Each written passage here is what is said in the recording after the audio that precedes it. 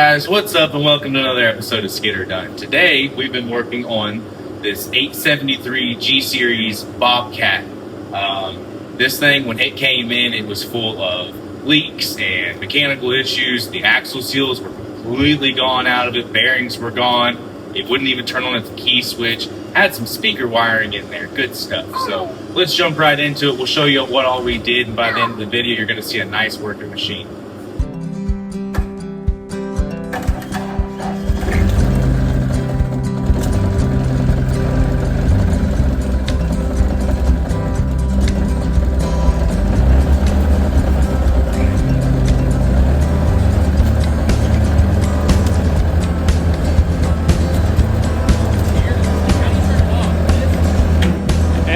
The front,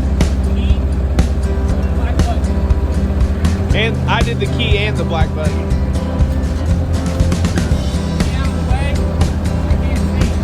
Yeah, you can't see behind you. The back glass is so rough. Turn this way. Now go back straight up.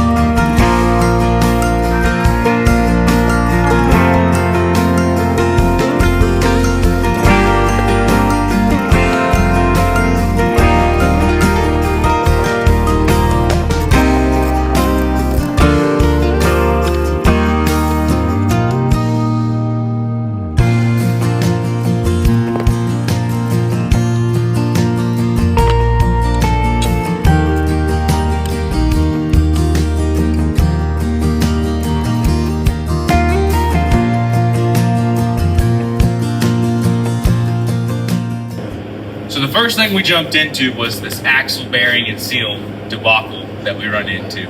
So they got her jacked up, tore the tire off of her, got up in here, disconnected some hoses, some wiring, capped that all off, went ahead and pulled chain case covers, okay? And then once we got down in there, that's where we started finding some good stuff. We found parts and bearings, we found rollers and stuff. We had to go down magnet fishing. It was a great time. Once they did get this axle out, they saw a few issues as well, which they corrected. Went ahead and put the new bearings, races, seals, the whole 9 yards, got it back on there, slammed the nut, threw it all back together, sealed her up, and we were rocking and rolling. The next thing we had to jump to was the alternator, so we jumped that way. So the next thing we jumped into was this alternator wire.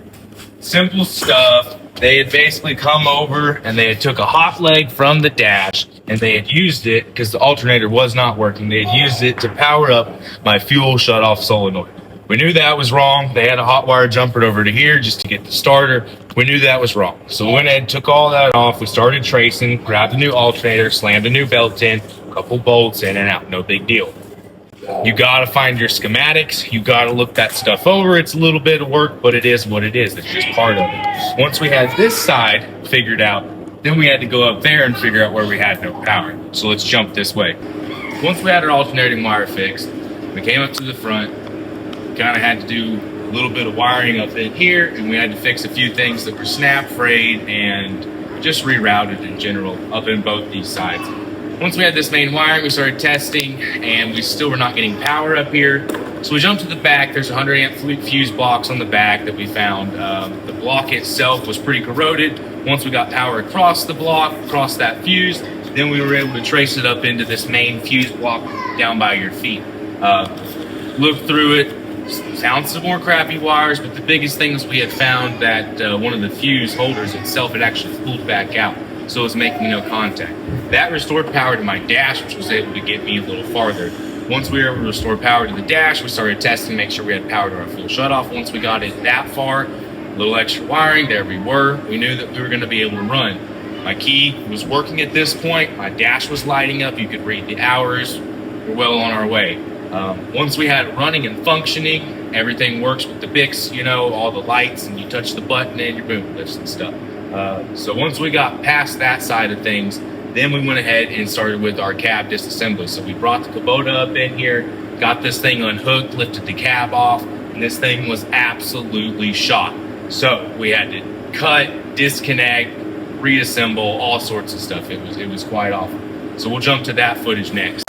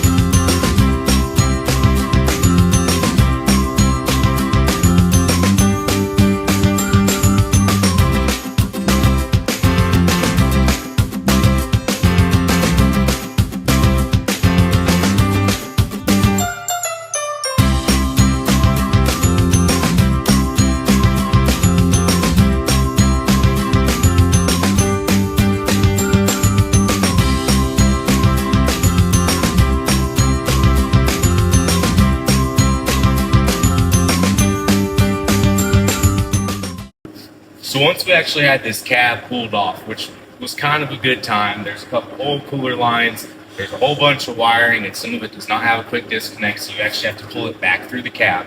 Got the cab off, laid it down, started cutting out the whole seat pan, started building some patches. The underneath rails were also gone and the bolt mounting holes, so we had to fab up some custom rails as well. So we got busy with that, started just doing all the fun stuff. Once we got that put back together, then we were able to go ahead and throw some roll-on primer, some rust-emitting primer on this cab, because it's just a workhorse. It doesn't really need anything special on this particular build. Dalen went ahead and threw the seat in, started throwing the interior back together, grabbed the Kubota, shoved it back in real quick and easy like. Dalen threw the glass in, we started reassembling, and then now you see kind of where we're at. So I'll go ahead and show you some good videos of it running. I'll test it out. There you go.